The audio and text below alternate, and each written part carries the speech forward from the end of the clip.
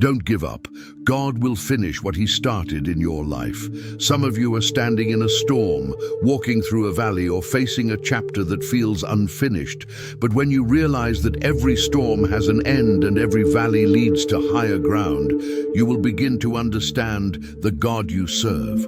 In today's message, we are going to reveal 8 life-shaking truths every person must understand when they feel like giving up.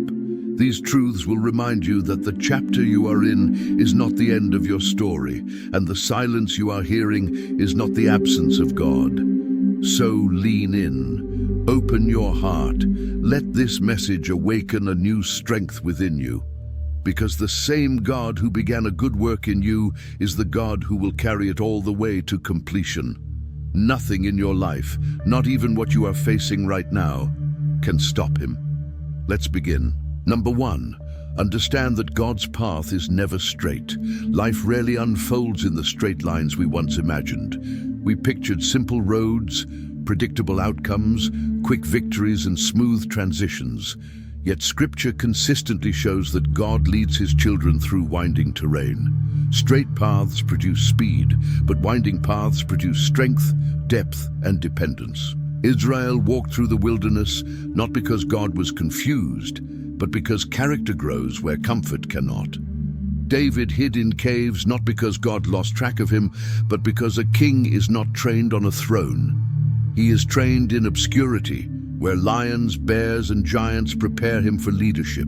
Joseph was betrayed, sold, falsely accused, and forgotten. Not because God was silent, but because every valley was shaping him into a man capable of carrying influence without losing integrity.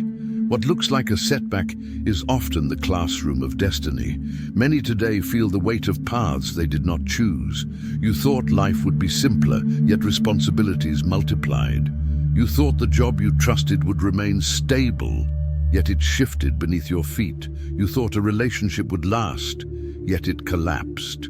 You thought blessings would be linear, yet they arrived with battles. Still, nothing that startled you ever surprised God. Proverbs 3:5-6 calls you to trust in the Lord with all your heart and lean not on your own understanding, not because your understanding is bad, but because it is limited. Psalm 37:23 reminds us that the steps of a good person are ordered by the Lord. Steps, not leaps. Process, not shortcuts. Stages, not instant arrival. The winding road is not punishment, it is preparation. The sharp turn is not random, it is direction. The unexpected pain is not abandonment, it is alignment. The places that seem out of order are often the very places where God is ordering your steps. A straight path teaches you very little, but a winding path teaches you God. On straight roads, you learn predictability. On crooked roads, you learn dependence. On straight roads, you celebrate clarity. On crooked roads, you cultivate trust. On straight roads, you rely on your plans. On crooked roads, you rely on His presence. This is why you cannot give up. Not because the road is smooth, but precisely because it is not. The winding nature of your journey is evidence that the hand of God is actively shaping your life. If the path were straight, you might believe you did it alone. But the bends humble you, the delays refine you, the twists mature you, and the detours redirect you into divine strategy. God is still working, and He is not finished with you. God finishes what He starts through a process that shapes and strengthens you. When the road bends, keep walking. When it stretches longer than expected, keep trusting. Every detour is designed, nothing is wasted, and every step is under God's supervision. Do not give up, not because the path is easy, but because the one guiding you is perfect. Storms do not mean God is absent.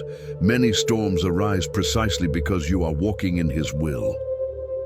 Presence of waves is not the absence of God. Often the storm is closest to the assignment. Storms reveal and develop faith, not destroy it.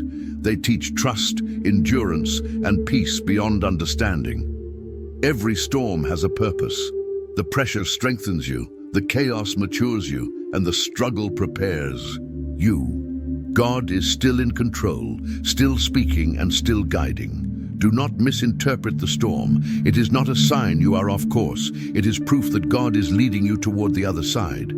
Delay does not mean denial. This truth steadies the soul in seasons when prayers seem unanswered and time feels heavy. God's delays are not divine denials. They are divine development. God is not punishing you by delaying. He is preparing you by maturing you. What you call waiting, God calls building. What you call slow, God calls strategic. What you call late, God calls perfectly timed. Habakkuk 2:3 reminds us that the vision is for an appointed time. Though it may seem to delay, wait for it, not because the vision is weak, but because the foundation must be strong. Lamentations 3:25 declares that the Lord is good to those who wait for him, meaning that goodness is often hidden within waiting and answers are wrapped in process. Delay stretches patience, which strengthens faith. Delay refines motives, which purifies purpose. Delay grows endurance, which prepares you for the weight of blessing. The job you did not get was not rejection, it was redirection. The relationship that failed was not misfortune, it was protection. The prayer that has not yet manifested is not forgotten, it is under construction. God does not rush masterpieces. Masterpieces require layers, depth, and precision. When God delays, he is not withholding something from you. He is preparing something for you and preparing you for it. If he rushed it, it would crush you. If he hurried it, it would overwhelm you. If he gave it too soon, you would mishandle it. Delay is proof that destiny is still in process. You are not late. You are not behind. You are not forgotten. You are being shaped, stretched, strengthened, and aligned. Do not give up, not because the waiting is easy, but because the one you are waiting on is faithful. The delay is not the end of the story. It is the shaping of the chapter. The vision will speak. The promise will manifest. The foundation will hold. God will finish what he started. Number 4, understand that God uses pressure to shape purpose. There comes a moment in every believer's journey when the weight of life feels overwhelming. Responsibilities feel tight, battles feel constant, and pressure feels intense. Yet pressure has always been God's workshop, the sacred place where invisible strength is formed and hidden potential is awakened. Diamonds are not formed through gentle handling. They are forged under immense weight deep beneath the earth, where no eye can see. Olives do not release oil until they are crushed. Even Jesus in Gethsemane stepped into his greatest purpose in the place of greatest pressure. Pressure is not the enemy of destiny. Pressure is the environment in which destiny matures. Romans 5:3-4 reminds us that suffering produces perseverance.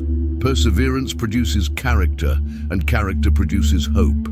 Pressure is not punishment, it is preparation. It exposes areas that need strengthening and activates the parts of you God intends to use. The weight you feel on your finances, emotions, or dreams is building resilience, wisdom, discipline, and faith. God is not breaking you. He is forming something extraordinary within you.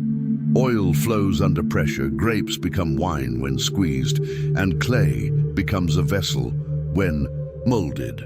Pressure is the language of preparation. Opposition often confirms that breakthrough is near. The fiercest battles arise just before the greatest blessings. The enemy attacks those who threaten his territory, and resistance is a sign that God is moving you forward. Opposition is a spiritual compass, pointing to where God is taking you. Do not misread resistance. It often signals that God is about to advance something in your life. Seasons of silence are where faith matures and dependence deepens. While God's voice directs you in moments of speaking, his silence shapes you, preparing you for what's to come. When God is silent, his silence is not abandonment, it is the elevation of his process. Psalm 46:10 whispers, "Be still and know that I am God." because stillness is the doorway to deeper understanding. Isaiah 30:15 declares, "In quietness and trust is your strength," because strength is built not only in action, but also in waiting, listening, trusting, and surrendering. Seasons of silence force you to examine what you believe about God when you cannot trace his actions. Silence reveals whether your faith is rooted in his voice or in his nature.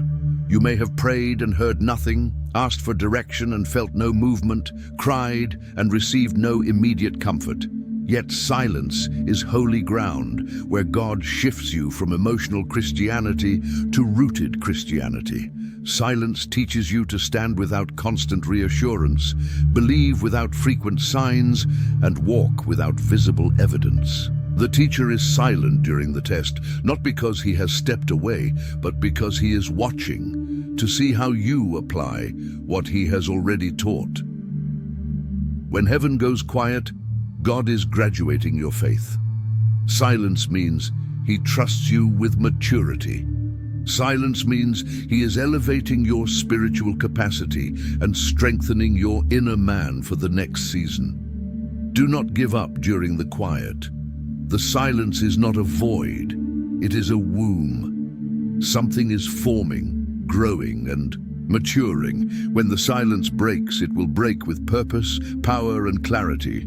Even when his voice seems still, his hands are still working. Number 7. Understand that your current situation is not your final chapter. God never ends a story in the middle of a storm. What feels like failure is often just the halfway point. What seems like a dead end may be the unfolding of a miracle. What looks like the last page is simply where God picks up his pen and continues writing.